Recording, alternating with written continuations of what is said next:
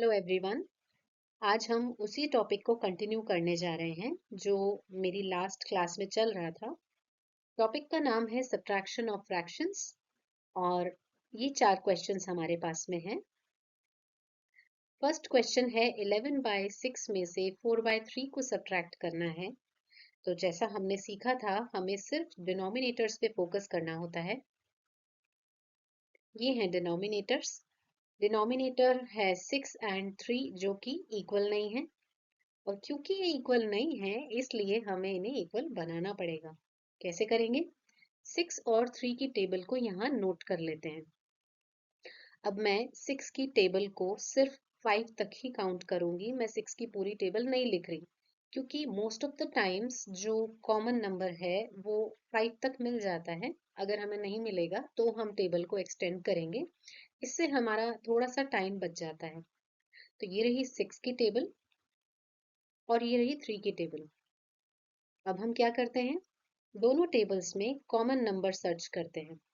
तो ये तो बहुत इजी है। इसमें सबसे पहला नंबर 6 ही कॉमन आ रहा है।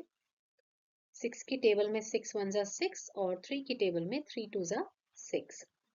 तो हम इन दोनों नंबर्स को 6 में कन्वर्ट करेंगे। फर्स्ट नंबर जो है वो ऑलरेडी 6 है, फर्स्ट डिनोमिनेटर में ऑलरेडी 6 है, तो इसे हमें डिस्टर्ब करने की जरूरत नहीं है। सेकेंड फ्रैक्शन का जो डिनोमिनेटर है 3, इसको हमें 6 में कन्वर्ट करना है।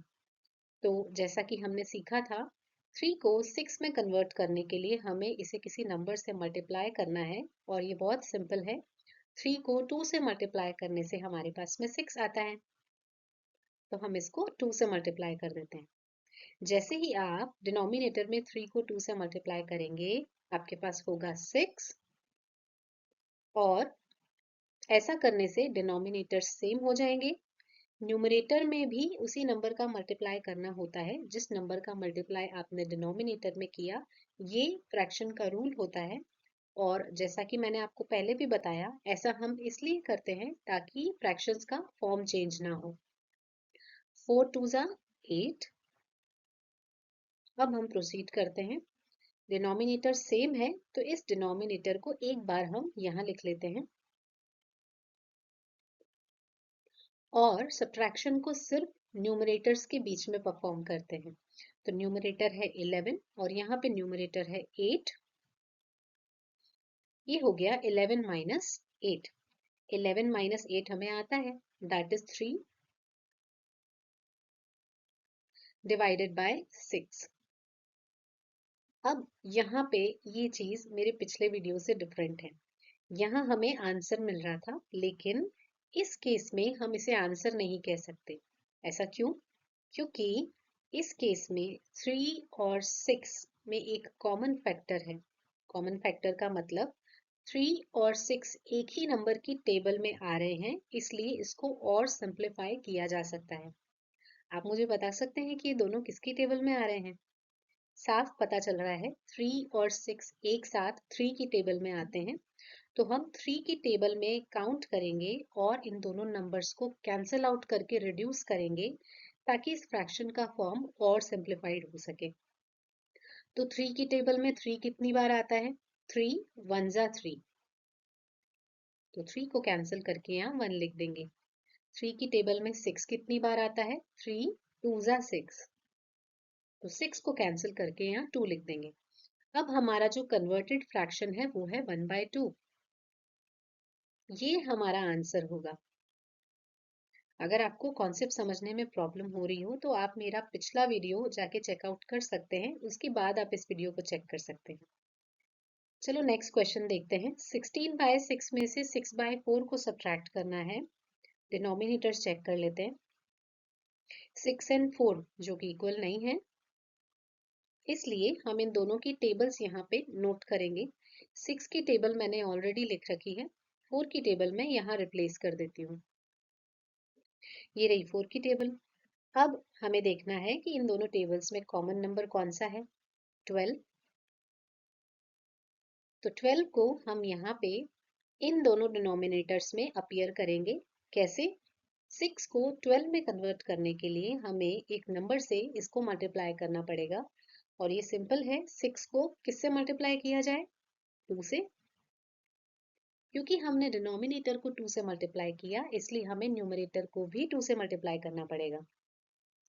अब 6 टूजा होता है 12 और 16 टूजा होता है 32। नेक्स्ट फ्रैक्शन पे चलते हैं। इस डिनोमिनेटर 4 को भी 12 में कन्वर्ट करेंगे। तो 4 को किससे मल्टीप्लाई किया जाए कि 12 बने? 4 को आप 3 से मल्टीप्लाई करेंगे और न्यूमरेटर को भी 3 से मल्टीप्लाई करेंगे।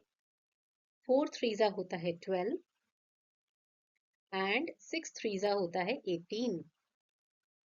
अब हम क्या करेंगे? डिनोमिनेटर सेम होने के बाद डिनोमिनेटर को अलग से यहाँ डिवीजन के साथ नोट कर लेते हैं और ऊपर हम न्यूमरेटर्स के बीच में सब्ट्रैक्शन परफॉर्म कर देते हैं। न्यूमरेटर है 32 एंड 18, ये हो गया सब्ट्रैक्शन। 32 में से 18 सब्ट्रैक्ट करेंगे तो हमारे पास में होगा 14 और नीचे ये 12, ऐसा का ऐसा हम लिख देंगे। अब यहाँ पे भी इसको आंसर कंसिडर नहीं किया जा सकता क्योंकि इस फ्रैक्शन को और सिंप्लीफाई किया जा सकता है। हमें पता है कि 14 और 12 एक नंबर की टेबल में अपीयर होते हैं और वो नंबर है 2। 2 की टेबल में 14 कितनी टाइम्स अपीयर होता है? 2 सेवेंजा 14 होता है। एंड 2 की टेबल में 12 कितनी बार अपीयर होता है?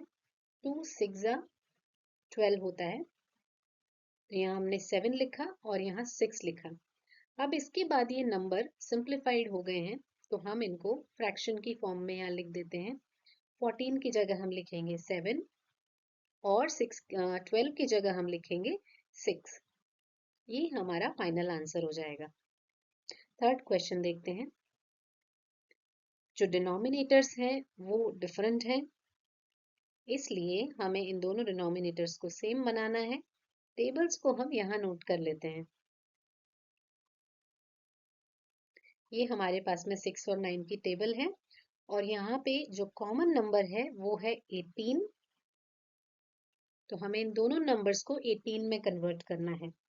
सिंपल है, 6 को 18 बनाने के लिए हमें इसे 3 से मल्टीप्लाई करना पड़ेगा। ऑल राइट, 6 थ्रीजा होता है 18 एंड 3 थ्रीजा होता है 9। नेक्स्ट फ्रैक्शन, 9 को 18 में कन्वर्ट करने के लिए हमें इसे 2 से मल्टीप्लाई करना पड़ेगा। 9 टूजा होता है 18 और 3 टूजा होता है 6। अब ये डिनोमिनेटर सेम हो गए तो इस डिनोमिनेटर को अलग से यहाँ नोट कर लेंगे और सब्ट्रैक्शन को सिर्फ न्यूमरेटर्स के बीच में परफॉर्म करेंगे। तो हमारे पास में होगा 9 माइनस 6 डिवाइडेड बाय 18। 9 माइनस 6 होता है 3 डिवाइडेड बाय 18। अब फिर से वही बात, 3 और 18 जो है और सिंप्लीफाई हो सकते हैं। ये दोनों नंबर्स एक ही नंबर की टेबल में आते हैं और वो नंबर कौन सा है? वो नंबर है 3। 3 की टेबल में 1 टाइम 3 आता है और 6 टाइम में 18 आता है। तो हम इसको कैंसल आउट कर देते हैं। 3 वन जा 3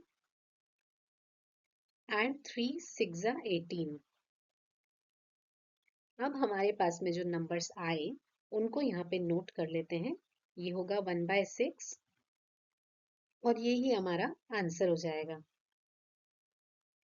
next and the last question, 6/4 में से 10/8 को सब्ट्रैक्ट करना है। डिनोमिनेटर्स पे फोकस करते हैं। इस बार डिनोमिनेटर है 4 एंड 8। इनको इक्वल करने के लिए हम इनकी टेबल यहाँ पे लिखेंगे। 4 और 8 की टेबल में हमें कॉमन नंबर देखना है। सिंपल है, फर्स्ट नंबर ही कॉमन आ रहा है, दैट इज 8। अब हम इन डिनोमिनेटर्स को 8 में कन्वर्ट करेंगे। पहले हम फर्स्ट फ्रैक्शन का डिनोमिनेटर देखते हैं, वो है 4। 4 को 2 से मल्टीप्लाई करने पे ये 8 बनता है। नीचे हो जाएगा 4 2 जा 8 और ऊपर हो जाएगा 6 2 जा 12। इस वाली फ्रैक्शन को हमें डिस्टर्ब करने की जरूरत नहीं है क्योंकि डिनोमिनेटर में ऑलरेडी 8 है। क्योंकि डिनोमिनेटर सेम हो गए हैं, हम जो प्रोसेस यहाँ पे फॉलो कर रहे थे उसे यहाँ पे रिपीट कर देंगे। तो डिनोमिनेटर में यहाँ होगा 8 और ऊपर आएगा न्यूमरेटर्स का सब्ट्रैक्शन 12 माइनस 10।